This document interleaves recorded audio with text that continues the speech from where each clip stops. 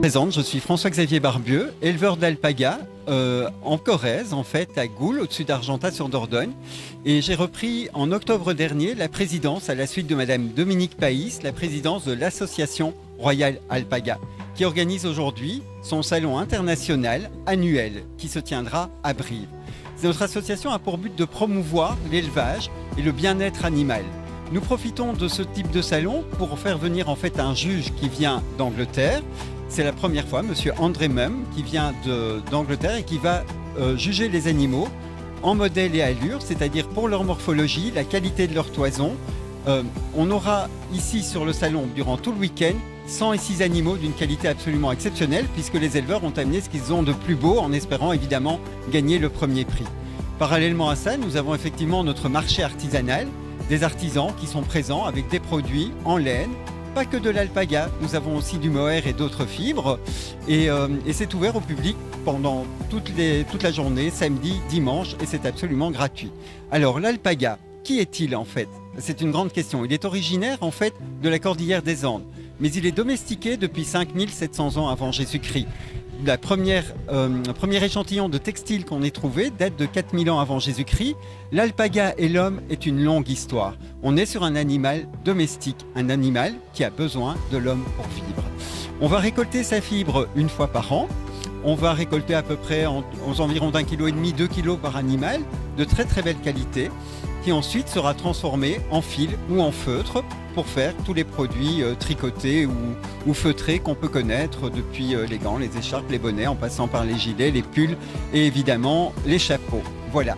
Et je remercie les autorités de la ville, monsieur le maire et le premier adjoint, de nous avoir accueillis et de nous permettre de faire cette activité durant ce week-end. Voilà, bon salon à tous, merci. On est heureux de recevoir ce week-end, samedi et dimanche, le concours international Alpaga. C'est le 4e, organisé par l'association Royale Alpaga, qui a souhaité donner une visibilité à cet élevage qui est en train d'arriver sur le territoire de la Corrèze, dans une ville, dans la ville-centre qui est Brive, pour avoir une population nombreuse qui découvre cette fabuleuse production, ces animaux qui sont extraordinaires avec des spécificités que l'on ne connaît pas vraiment. Donc on a des éleveurs de la France entière, des juges du monde entier qui sont venus pour juger à la fois les animaux sur leurs caractéristiques de laine essentiellement, Brive pour la lisibilité, Brive pour le volume de personnes potentiellement intéressées pour venir voir ces animaux, et puis Brive tout simplement pour la capacité d'hébergement, pour la facilité d'accès grâce à l'autoroute, et puis, je le répète, pour une grande visibilité de cette nouvelle production. Et je rajouterai que pourquoi la Corrèze, j'irai même jusque-là. Alors pourquoi en Corrèze un concours international d'alpaga? Tout simplement, on a la chance d'avoir accueilli à Goules depuis 2 ans la première filature de fil d'alpaga. Donc ça veut dire qu'on peut produire, mais qu'on peut aussi transformer, et on trouve un petit marché de produits de fil d'alpaga transformés. Et j'invite tout le monde à nous rejoindre pour passer un très bon moment et découvrir ce bel élevage. Didier Châtelain, l'élevage c'est les alpagas de la Cour-Farou à Sommeron dans le nord. On est à la Capelle près de la frontière belge. Donc nous sommes venus à l'élevage alpaga grâce à un baudet du Poitou, c'est une histoire un peu atypique. Mon épouse aimait les ânes et on cherchait à acquérir un baudet du Poitou. On est descendu, on avait un camping-car à Dampierre-sous-Boutonne pour le choisir, et en remontant, en découvrant un peu les régions de France, on a vu un panneau alpaga, on ne connaissait pas du tout. On est allé visiter et là on a eu un coup de cœur. Et 15 jours après, on avait 2 alpagas. Bon, bien sûr, 2 mâles et femelles, ce qu'il ne faut pas. On était novices, on nous a mal conseillé. Et après, on a commencé à s'intéresser à l'élevage. Ça a été plus une passion au début, parce qu'on n'avait pas une grande surface, donc on avait 7 à 8 alpagas. Et depuis 7 ans, on a déménagé en tirage. On est sur 5 hectares et demi. Et là, vraiment, on travaille la génétique. On travaille sur les apalosas, au niveau de la couleur, les alpagas gris aussi. Et on a un cheptel de 42 types d'alpagas. Il y a les alpagas d'agrément, tout un chacun peut acquérir, mais sous certaines conditions. Au niveau surface, avoir un abri et tout ça, c'est ce qu'on demande, pour qu'il y ait quand même une éthique. Et après, des alpagas d'élevage.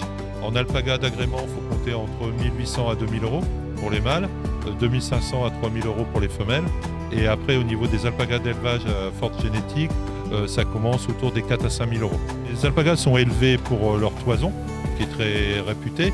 Donc on fait la tonte une fois par an, la laine est envoyée dans des microfilatures, on récupère des cônes ou des pelotes, et là après on tricote des articles, c'est mon épouse, ou comme chez tous les éleveurs, la mise en place de bonnets, gants, écharpes.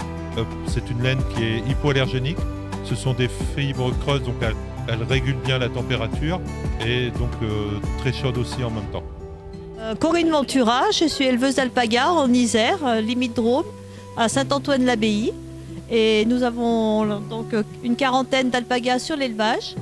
Et en 2022, nous avons eu la surprise d'avoir la naissance des premiers jumeaux alpagas de France. Voilà, donc je vous présente Zeus et Zéphyr. Voilà, les premiers jumeaux alpagas. Ils ont 10 mois maintenant. Les alpagas de la belle promenade. Des petites peluches. Et mon épouse, elle fait les tricots à la main avec le fil de ses animaux. Donc filé en France, tricoté à la maison. Voilà. Du made in China et du made in local. Sophie. Alors Sophie, qu'est-ce qui vous arrive? Mon plus jeune alpaga, élevé au biberon pendant 6 mois et demi, vient de gagner la première place chez les Blancs. Donc je suis très fière. Quel âge il a? 6 mois et demi? 7 mois là. 7 mois. 7 mois. Premier grand voyage, 10 heures de route. Mais bon, ça valait le coup et on était vraiment c'est la plus belle qualité que j'ai sortie sur mon élevage, qui est un jeune élevage. Et donc vraiment, je suis contente.